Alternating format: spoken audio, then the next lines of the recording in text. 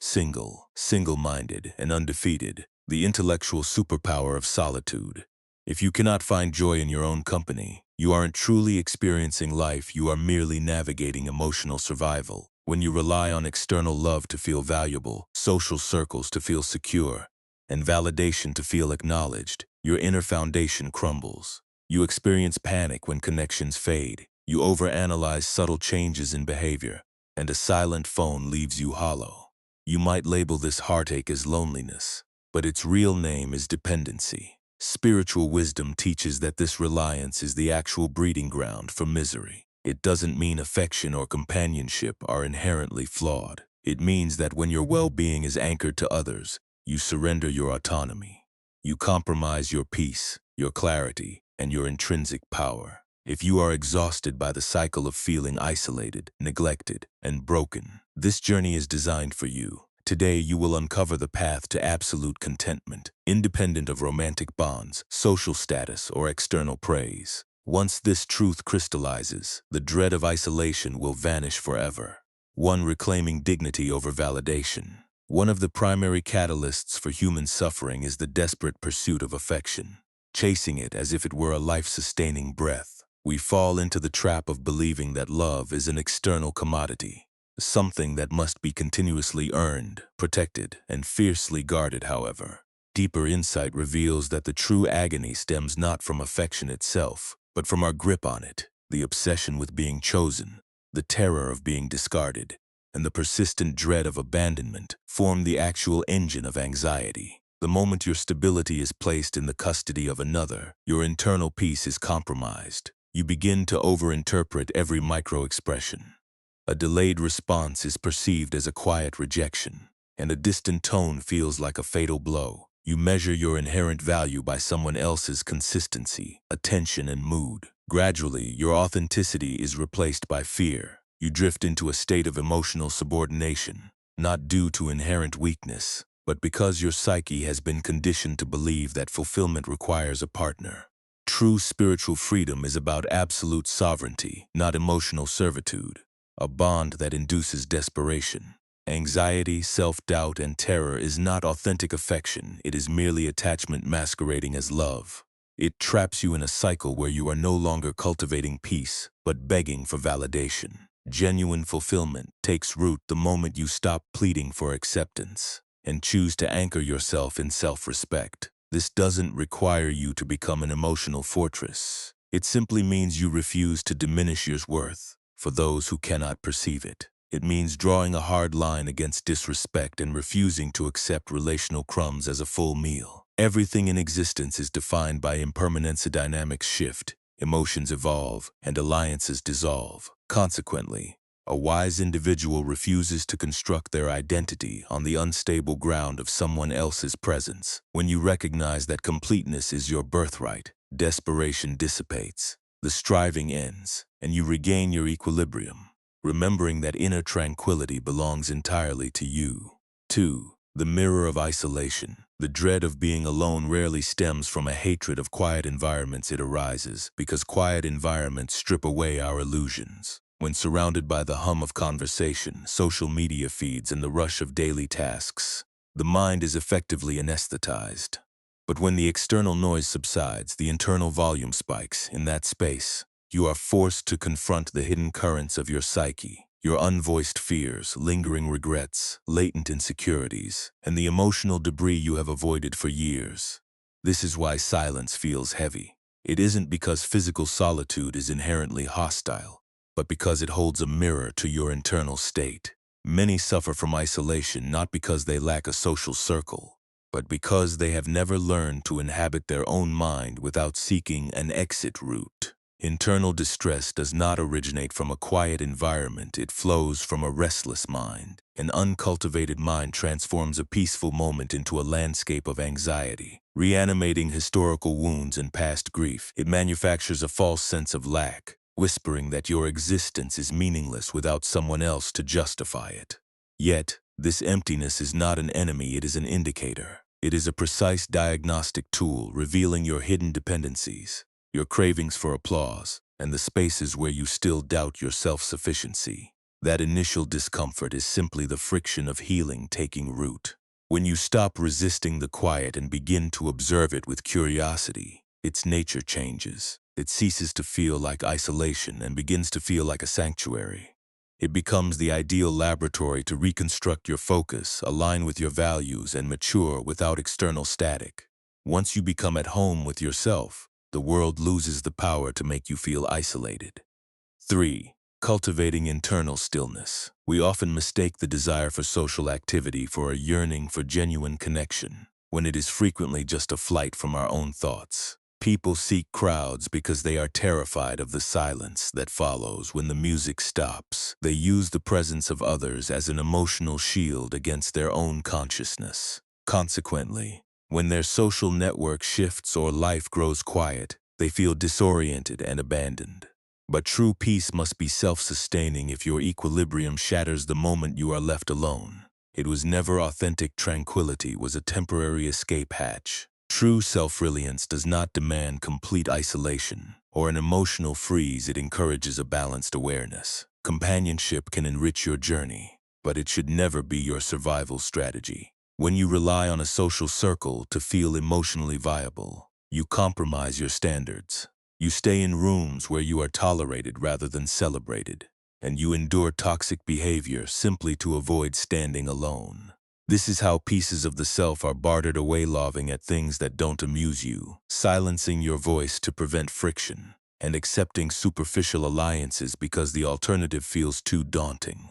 The most resilient joy is born from internal stillness, the capacity to sit in an empty room and feel integrated, to walk through life without requiring an entourage, and to exist without feeling ignored by the universe. This peace is tied to your own awareness, not to a head count. When internal stillness is established, the frantic search for connection ends.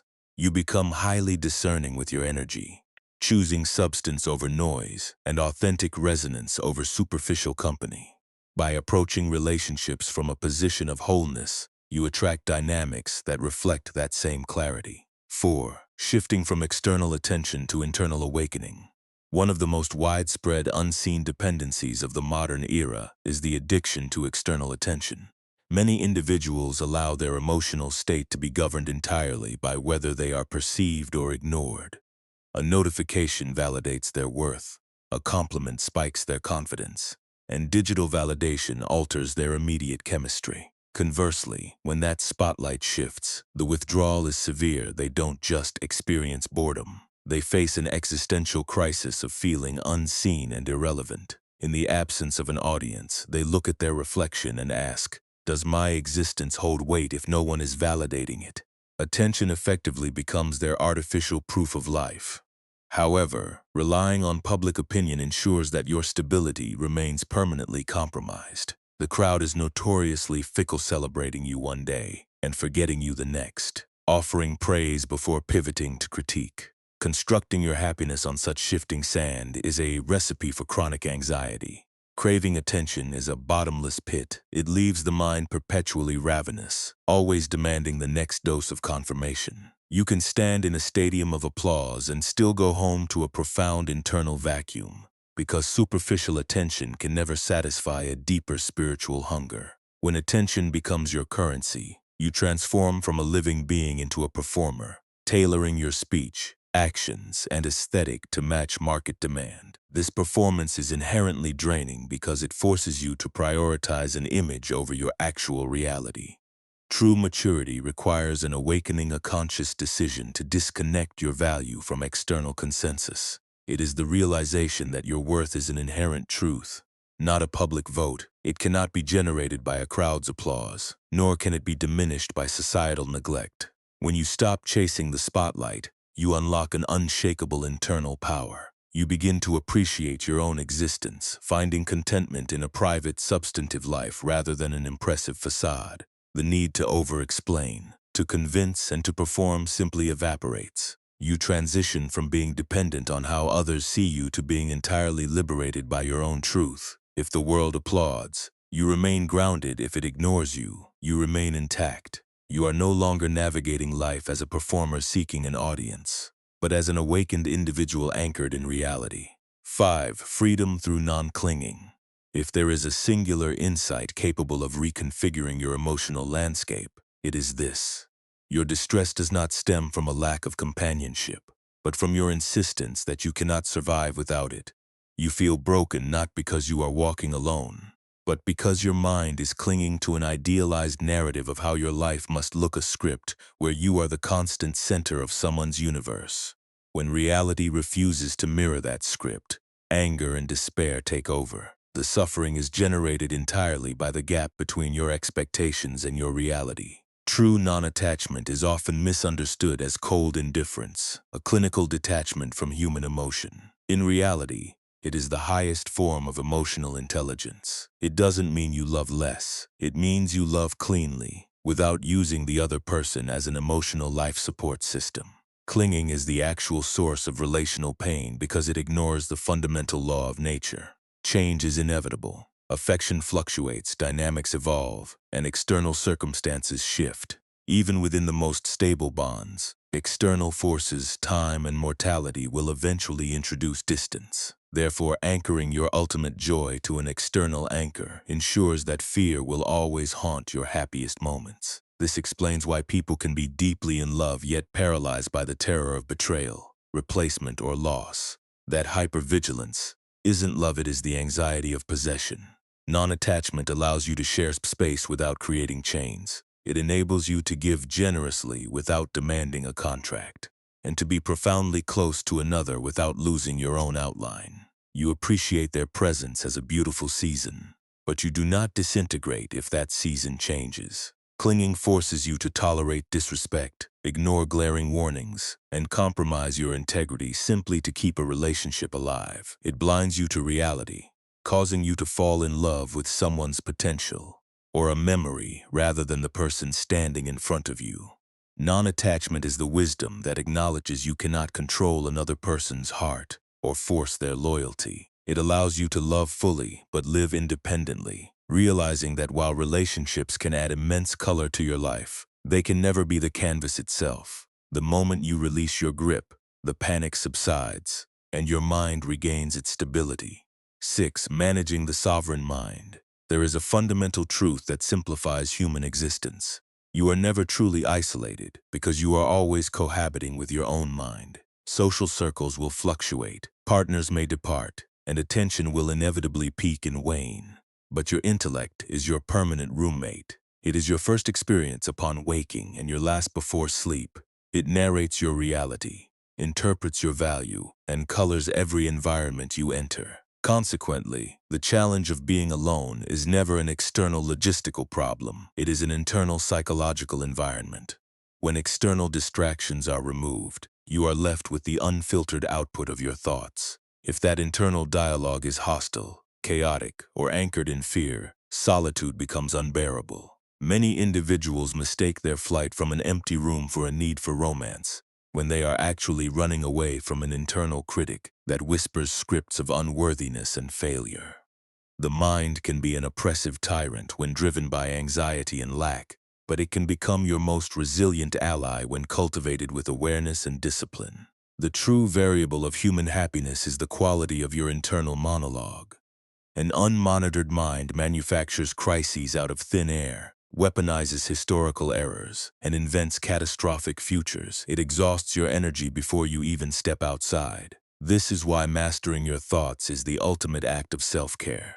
It allows you to observe a thought like "I am completely alone" and recognize it as an emotional narrative rather than an objective fact. You learn to view your feelings as passing weather formations rather than permanent definitions of your reality. In this state of observation, you are no longer a hostage to your mood swings. You develop an internal core that remains steady, regardless of whether your phone is ringing or silent.